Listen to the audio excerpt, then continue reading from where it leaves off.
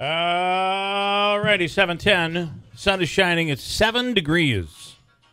Really, really chilly start to the day. First week of April. Hard to believe, isn't it? What's the temperature in Augusta right now, Andrew? It's a lot warmer than here. Mm-hmm.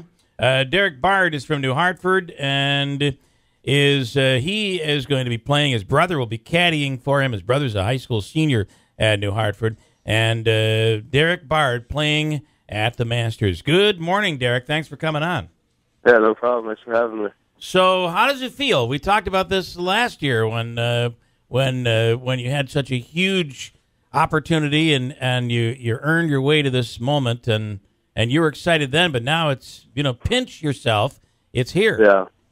Yeah, it's crazy. Yesterday was the first official practice round day, and it was the first day where spectators were allowed onto the course. So to play, I only played 9 holes. I played the back 9 yesterday, and to play in front of all those people, which I've never done before, that was kind of when it hit home that, wow, it's all real. So what I mean, I heard they describe the colors and the challenge of the course. It's just incredible. These are veterans. These are people who play there for years. What are your thoughts? I think just the key to the course is the greens, obviously. I mean, like, the green complexes are so severe, and the greens are so fast. Yesterday when we played, the greens were probably 2 or 3 feet faster than they have been the previous few days. So they're starting to speed them up. Wow. It's pretty crazy. And then the other key is just to know where to miss your shots. If you get out of position off the tee or your second shot, to know where to miss the greens in the right spots, where it gives you the best chance to get up and down and save par. Because there's so many spots you can hit the ball in where you're just kind of screwed over, and you're going to make bogey or double bogey. So try to limit the mistakes there in that aspect. So, Derek, I was talking with somebody recently that is the golf coach at Mount Markham, and he recalls watching you play and watching you develop through high school. And one of the things he said to me was, Derek is so good at getting the chip shot from off the green right to the pin position. What's the thing you've been focusing on more in preparing for the tournament? Yeah, that's exactly it. It's just on and around the greens. Like I said, the greens are so crazy. I mean, on TV, it doesn't do it justice. The greens are so severe, so many slopes and so many little subtle breaks that you don't really see. It's hard. Greens are hard to read.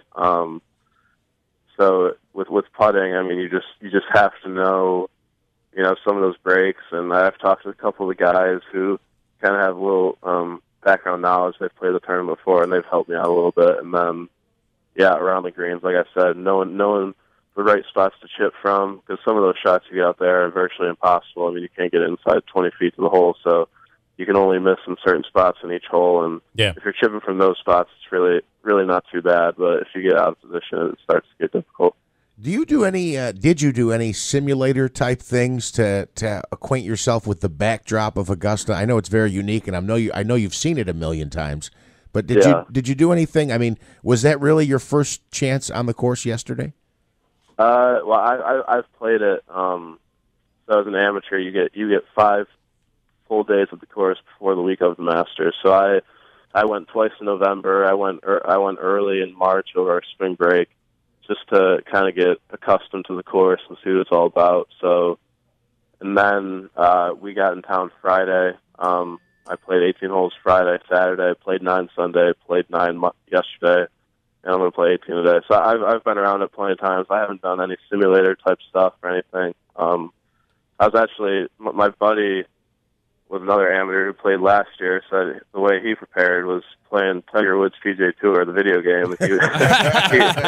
No lie. He would play Augusta National and just kind of look and do it through that. But I didn't do any of that. How did he do? He did all right. I think he missed the cut by 1 or 2. He was close, but is that these video games have come a long way since the days of playing that tennis game on Atari, I got to tell you. Dink, dink. I'm sure it's a little different. Derek, has anybody approached you, any of the veteran golfers, and offered you any words of wisdom early on here this week? Yeah, I talked to Darren Clark for a little yesterday, and then I played the back nine yesterday with Mr. Larry Mize, the 1987 champion, who was the guy who famously chipped in on 11 to beat Norman in the playoff.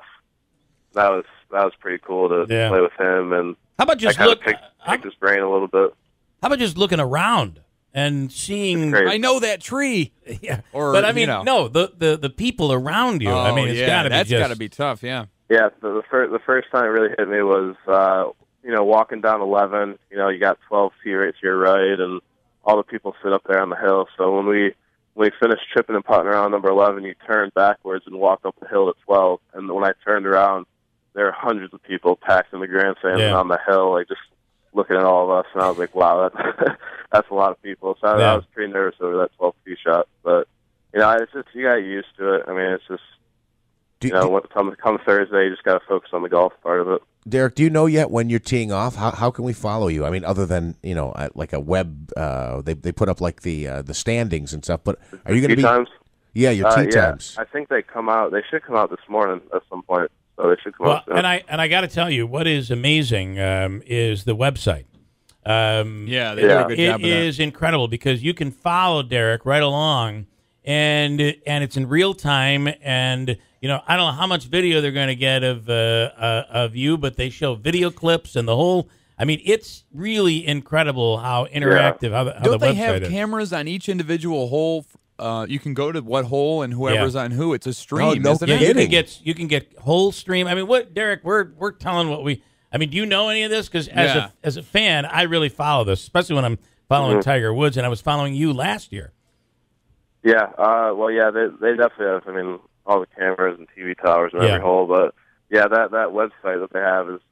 I mean, it does such a good job. I mean, I'm pretty sure they have live coverage for like Amen Corner, number 15, 16. Then they have like 2 featured groups for the morning and the afternoon. And then I didn't know about like if they just showed individual holes. That might be new, but they just do such a good job to get as much coverage of it as possible. Yeah. Because I don't think the TV coverage comes on until 3, so that's kind of late. Yeah, and it starts with that website is pretty helpful. Yeah, the website is awesome. You can get a lot of video in there. When I asked you about the people around you, I was going to get to the crowds because that will be intimidating. Right. That's not what I meant. What I meant was the people like Phil Mickelson and people like that. I mean, what is that like when you're just looking around and you're seeing these guys and you're a part of it?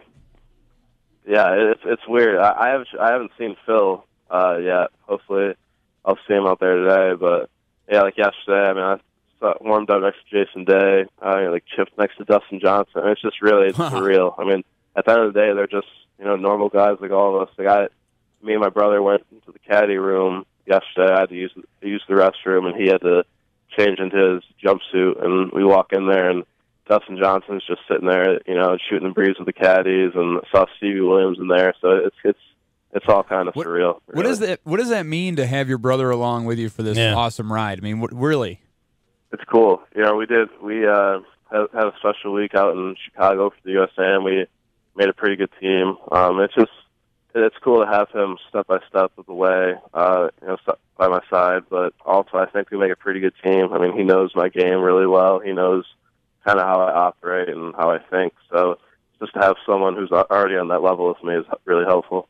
Talking to Derek Bard, he's from New Hartford, playing in the Masters this week, and it's quite an experience. It's got to be quite an amazing experience. I want to ask you last question, and we'll let you go. I know it's early, and but what are if it's me, my goal is just being here is incredible. And what are your goals? And are they in? Is there obviously you have high aspirations, but then there's the realistic goals. How have you laid that all out in your head? Yeah, I don't really have any expectations per se, but goals wise, I think making the cut would be really cool. Just play the weekend. And, who knows if I play well, maybe having a chance on Sunday. I don't know what the odds or the chances of that are, but to kind of be in the mix on Sunday, that'd be really, really cool. But I think just making the cut and playing the weekend would be a realistic goal for me.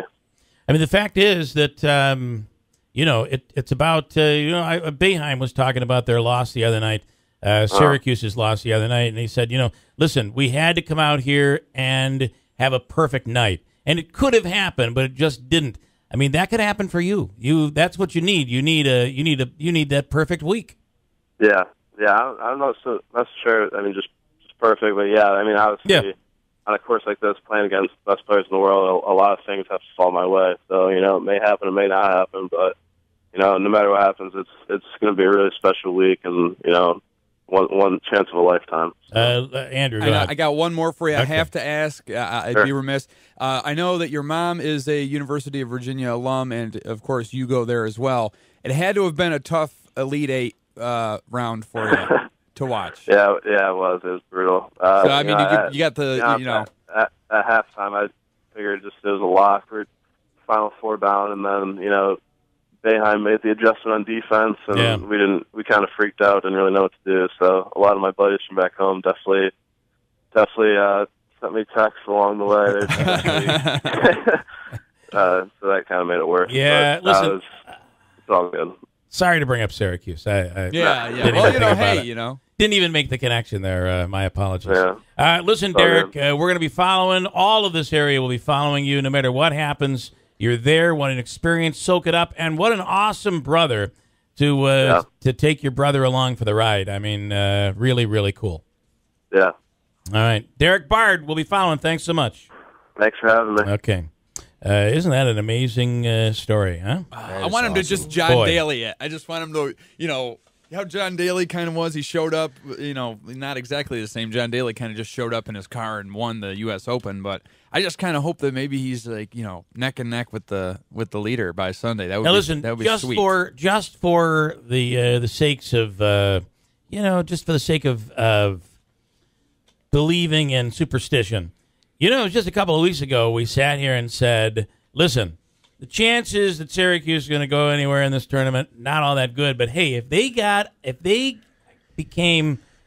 on and started to really, really play well and get in sync, anything could happen. Mm-hmm. And look what happened. Anything can happen. Hey, if this Bard kid, could all of a sudden just have the week of his life, anything could happen. Pretty exciting. We'll come back. Hold tight. 7:22 at WIBX.